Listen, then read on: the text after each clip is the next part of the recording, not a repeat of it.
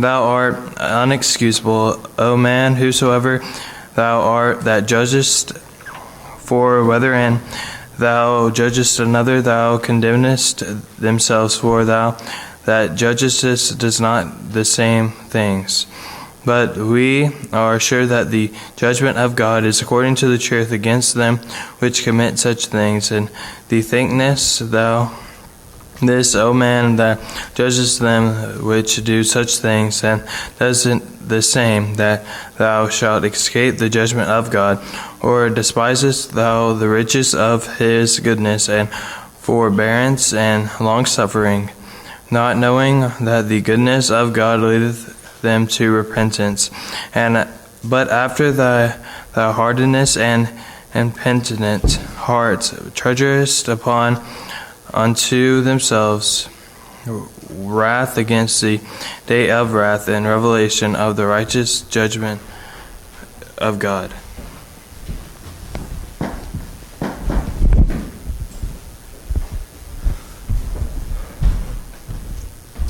Good morning. I'll tell you what, we have a good crowd this morning on this beautiful, just like John said, a beautiful Sunday morning. So thank y'all so much for being here. I hope you all had a great weekend. I know that Lakin and I did. We got to go spend yesterday with Pulaski Street Church of Christ and their family retreat. That's where Lakin attended before I stole her. And they were great. They were awesome. I got to see a bunch of people. I got to see the guy that married us, Jacob. He was awesome. And so that was great. I will say, if I fall out on this stage, it is because I'm in a calorie deficit the last 3 days. It's a possibility. I'm very hungry. I'm so hungry.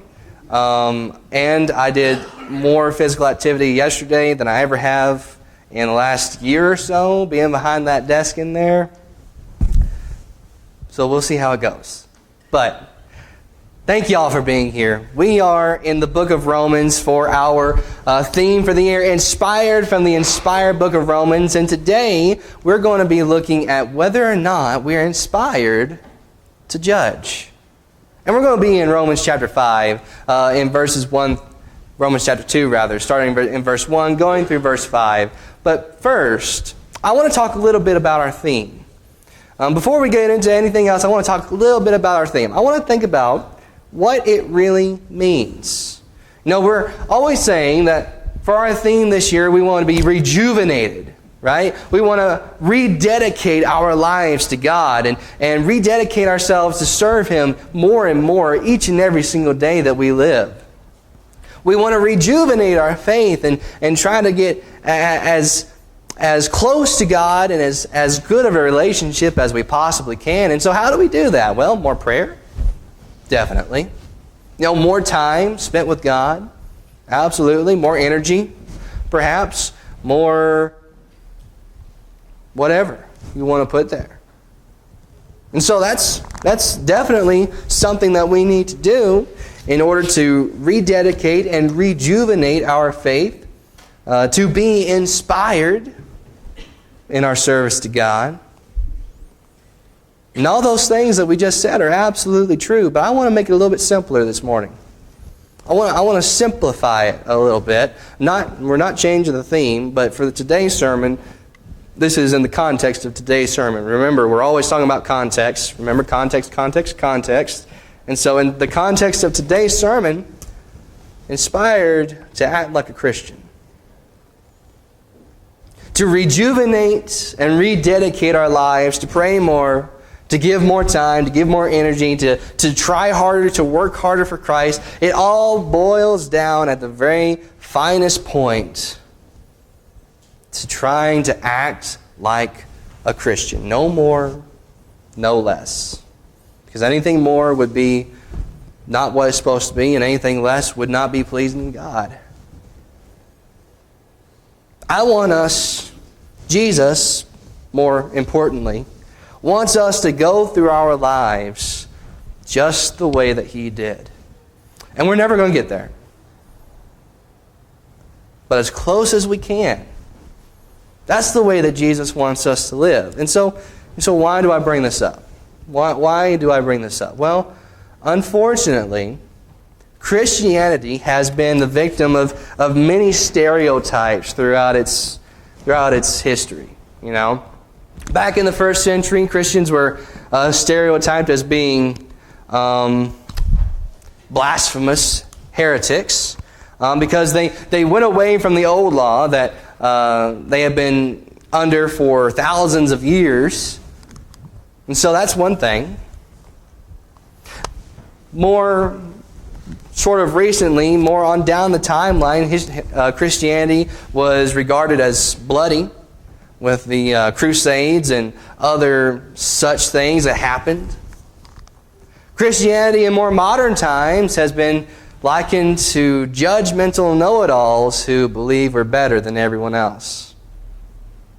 Christianity has been stereotyped as judgy.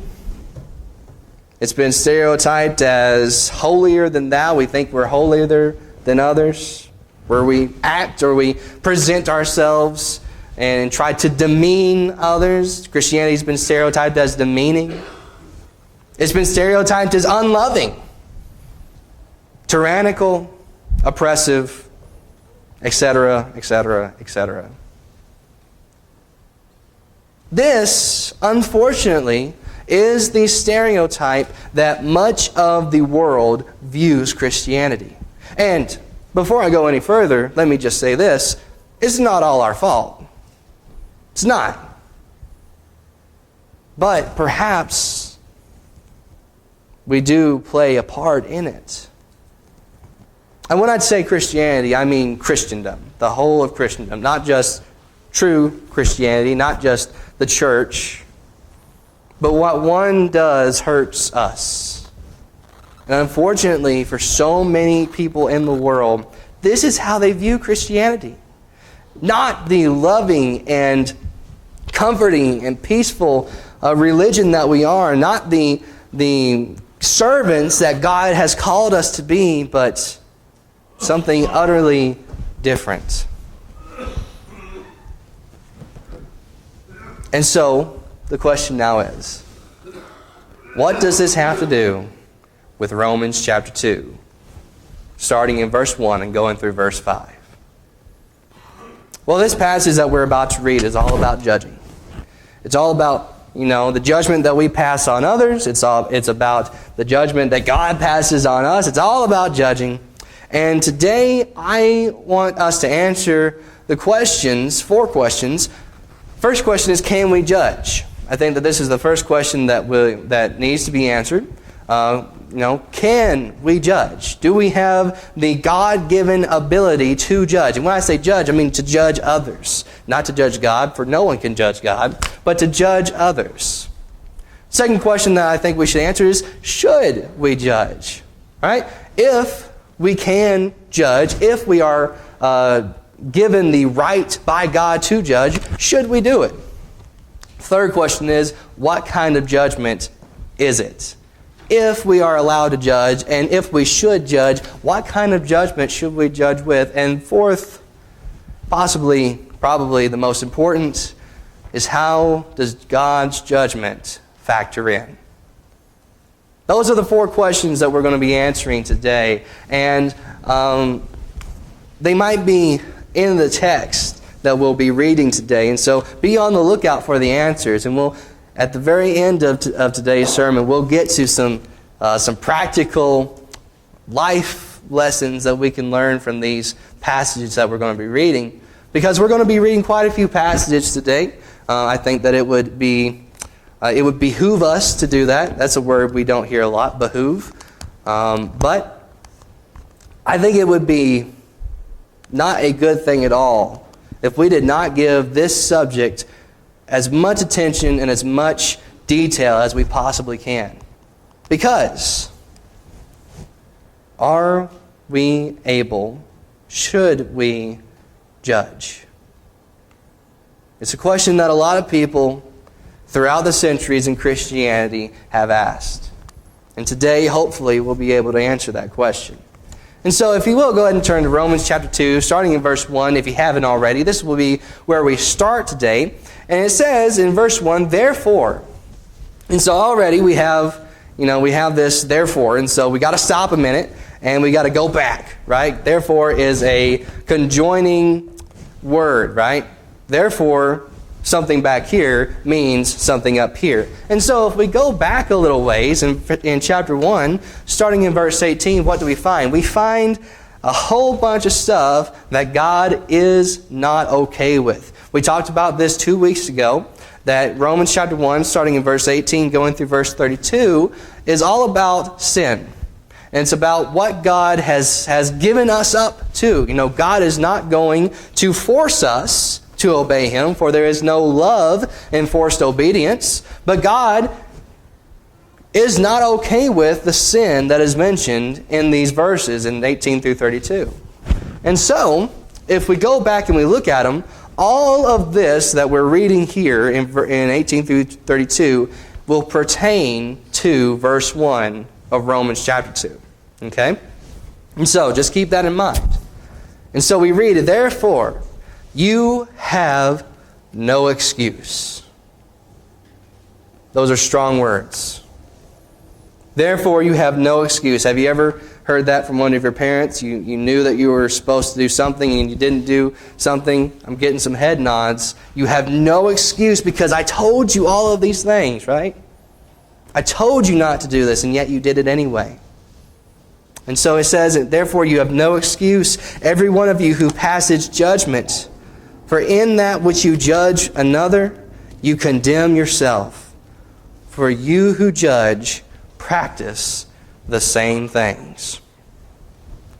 So, the sins that were stated in Romans chapter 1, 18 through 32, are talked about right here. In verse 1, Paul, writing for God, says, therefore, you have no excuse, every one of you who passes judgment for the things that are written in chapter 1. For which you judge another, you condemn yourself, for you who practice the same things that you're judging. And so Paul says that if you're going to judge, and if you judge, and if you are doing the same things that you're judging people for, what does that make you? It makes you a hypocrite. That makes you someone who says one thing and it makes you do another, right? It's the whole saying, do as I say, not as I do. That's what my dad used to say a lot when he was driving, and I didn't listen. I did as he did. The do as I say, not as I do, hypocrisy that those who judge often find themselves in. They do the same things that they're judging other people for. We keep on reading in verse 2 that we know that the judgment of God rightly falls upon those who practice such things. And so if you're doing such things over here, God's judgment will rightly fall upon you. You have no excuse because you knew what God had said. You have no excuse for sinning against God because you already knew His will. You have no excuse for doing the things that you do with your life and living your life the way that you live because God has condemned it. And because you still practice such things, God's judgment, His righteous judgment, will fall upon you. Those are strong words. We keep on reading in verse 3. It says, but do you suppose this, O man, when you pass judgment on those who practice such things and do the same yourself, that you will escape the judgment of God? Or do you think lightly of the riches of His kindness and tolerance and patience, not knowing that the kindness of God leads you to repentance? But because of your stubbornness and unrepentant heart, you are storing up wrath for yourself in the day of wrath and revelation of the righteous judgment of God. You have no excuse, Paul writes, because you know that God condemned these things. And you make yourself hypocrites for judging those who do them when you yourself are as guilty as they are. And His patience and His kindness cannot save you if you do nothing to save yourself. if you continue living this lifestyle that Paul is talking about here, and you continue to pass judgment on those, and if you continue to live in hypocrisy, God's patience, His kindness, His goodness, His love, and His mercy, and His grace, they don't matter unless we take that gift of salvation. Paul here in Romans chapter 2 and verses 1 through 5 is simply telling them that all the things that were written about before in chapter 1, you're doing. The Roman church, if you're doing them, and if you're judging people for doing them, God's judgment will fall on you as well. And so already, in Romans chapter 2, our first passage for the day, judging people is already starting to sound like not such a good idea. But there are many more passages in the Bible that talk about it, and so let's go ahead and keep on going. This one to James chapter 4, verses 11 through 12. If you will, turn with me there. The book of James, y'all know it's one of my favorite books in the whole Bible. It's been called the Proverbs of the New Testament because it's just filled with wisdom and just great tidbits of knowledge that we can get from it. And so in verses 11 through 12, James, once again, is talking about judging. He says in verse 11, "Do not speak against one another, brethren. He who speaks against a brother or judges his brother speaks against the law and judges the law. But if you judge the law, you are not a doer of the law, but a judge of it. There is only one lawgiver and judge, the one who is able to save and to destroy. But who are you to judge your neighbor?" And so James here, a little context for what is going on. Chapter 4 is all about things that we ought to avoid. Okay? James tells us a whole bunch of things that we ought to stay away from, entanglements that we can get trapped in, sin that we can become partakers in, roads that lead towards nothing good.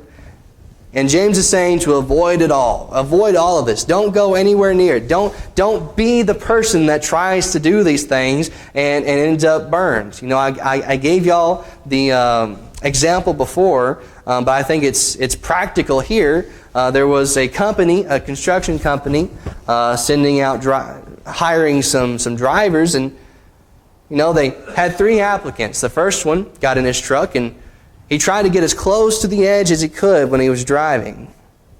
He got within a few feet. The next one, he got in his truck and he got in within a few inches, trying to show off their skills, trying to show how close they could get to the edge of that cliff that they were on. Third driver comes up and he gets as far away from the edge as he possibly can. That's the one they hired, because that's the one who was safe. It's so important that we surround ourselves with good and not try to go into the world, because we can't have one foot in both worlds. We can't belong to God and at the same time belong to the world. That's not how it works. We can only serve one master, Jesus says, either the world or God. And here James is trying to tell them things to avoid in order to be safe. And in verses 11 through 12, he simply asks the question, who are you to judge? Who are you to judge? You who practice the same things. You who are a finite mortal being who does not know everything, who does not know the hearts of men, who doesn't know the whole picture. There's only one lawgiver, there's only one judge, and that's God. We aren't very good judges. We never have been, and we never will be. Every time we have an Olympics or any sporting event ever, there's always going to be someone complaining about a judgment call. There's always going to be someone who says that the judges did a terrible job, and quite frankly, a lot of times they're right. Because we're not God. Because we don't have infinite knowledge. Because we aren't the one who made the law. How then, why should we judge in it? And that's what James is saying here. In 1 Samuel chapter 16 and verse 7, just to hit it home a little bit, we read that when Samuel is trying to find the new king of Israel after Saul, He went to Jesse, David's father, and he went to all of these different guys and all of Jesse's sons, and each one of them, Samuel thought that they were going to be the one. When Samuel went out to find the next king, he thought that the oldest brother would be the one because he was the biggest. He was the strongest. He was the most powerful. Well, no, that's not what God wanted. Keeping on, we keep going, and each brother he thinks is going to be the one because they're great, they're awesome, and none of them fit the bill that what God wanted. But in verse 7, the Lord said to Samuel, "Do not look at his appearance or at the height of his stature, because I have rejected him. For God sees not as a man does. For man looks at the outward appearance, but the Lord looks at the heart." See, if Samuel had been the judge of Jesse's sons, the first one would have been king. Instead, God's judgment saw David's heart, and he saw that he was the one that needed to be king next. We're not good judges, but God is. Our last passage that we'll look at before we get into, the why and the how and the what is Matthew chapter 7 and verses 1 through 5. And I know that y'all all know this passage. It's probably been quoted to you more times than possibly anything else besides John 3:16. In Matthew chapter 7, starting in verse 1, we read, "Do not judge, so that you will not be judged." Other translations, a common phrase that you'll hear is, "Judge not, so you be not judged," right? Don't judge others, because if you judge others, then you yourself will be judged. That's what Matthew is saying here. It's a super famous quote that most people who know just a little bit about the Bible are going to quote to you, right? And there's a number of reasons for that. They're doing something that they know is wrong, and they don't want us to tell them, why it's wrong, or they don't want to get caught up in church, and they just want to do their own thing, and they don't want to come in, and they don't want to hear about the truth. There's a number of different reasons why people will give you this quote. But nonetheless, it is in the Bible. And so it ought to be taken extremely seriously. Why does Matthew say this? We keep on going in verse 2 and read, "For in the way you judge, you will be judged. And by your standard of measure, it will be measured to you." And so hold up, wait a minute. The way you judge will be the way that you are judged. Sort of the same lines as Romans chapter 2, right? But so far, I'm not seeing anything that points to we ought not to judge, just that we ought to be careful, right?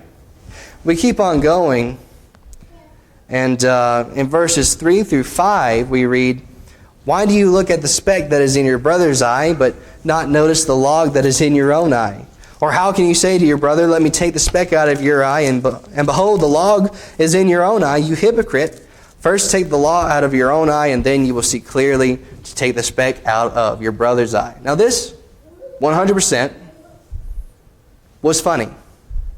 Absolutely. We don't read it in a funny voice or in a humorous tone, but I am 100% sure that Jesus did. I'm sure that God has a sense of humor, y'all. And Jesus had a sense of humor when he was here. Absolutely. And he's saying to them, don't try to take the speck out of your brother's eye when you got a 2x4 in yours. That's what Jesus is saying here. We got to make sure our life is right before we try to change others. We got to make sure that what we're doing is in good standing with the Lord. And if not, we have no business trying to change others. We have no business trying to be a shining light in the world if our own lives are filled with darkness.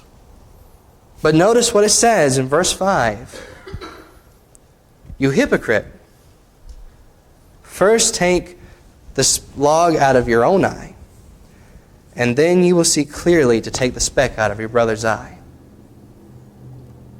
What is Jesus saying here? I am convinced, and I am sure that Jesus is saying here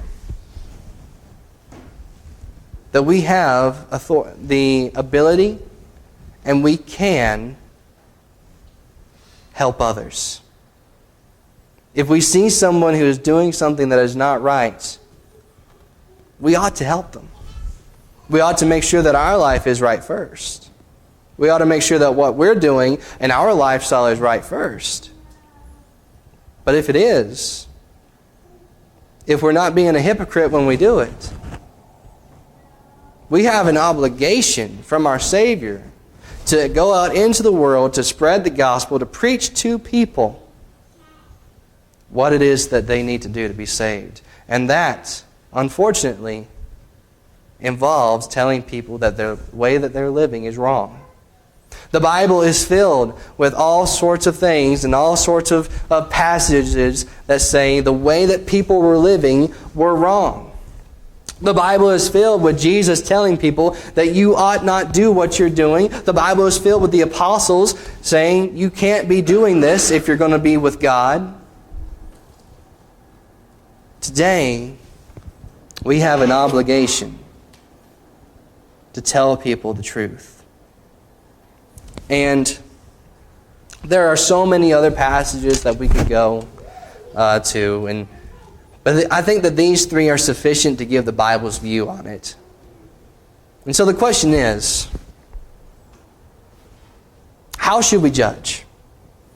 Because I think that Matthew chapter 7, although it is usually used to say that we cannot judge others, I believe that Matthew chapter 7 has given us what we need to say that we can, in fact, judge. And possibly a better way to put it is, we should be fruit inspectors, as the late, great Marshall Peeble used to say. We see the works in people's lives, and we see what they're doing. And if they're not doing what they ought to be doing, we can tell them. We can tell them what they're doing is not right. And so, the first question that we asked this morning, I think we've answered it. I think that yes, we can in fact judge. It is not God's judgment. It is not the final judgment. But it is an inspection of the lives of people. And so, that's one answer. Unfortunately, I'm about out of time. And so y'all know what that means. I expect to see each and every face in here tonight that I've seen this morning, because this is important. It's important that we understand, yeah, we can judge, but if you don't come back tonight, you're never going to know how we should judge or what kind of judgment we should use, and you're never going to know what kind of judgment God uses. This is a trick, and it hasn't worked yet, but I'm hoping that y'all come back, because I love seeing y'all. I really do. I love it. Because this is the house of God, not this building, but the people here. We are the temple of God, and when we meet together, when we are together and when we come together to worship Him, to study His Word, to be with Him in His presence, that's a beautiful thing. The church is a community. It's a fellowship. It's a fraternity, a sorority, whatever you want to call it. It is something that we are together for. And so tonight, we will answer the last three questions of what kind of judgment should we judge with, how we should judge, and what is God's judgment? What is the judgment of God? That's a very important question. I hope I'll see you here tonight. But today, this morning, if you have any need whatsoever, if you need prayers, if you need someone to talk to, if you need to come to Jesus, if you need to make your life right with God, we can do all of those things.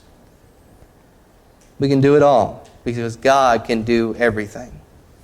if your life is not right, if you have never given your life to God, God can make that happen right now. He can transform your life to make you a better Christian, or to make you a Christian. We all have our shortcomings. We all have things that we're not proud of. We all have things that we wish we did differently, and we all have things that we wish we never did. But today, if you have any need whatsoever, I pray that you'll come now as we stand and as we sing.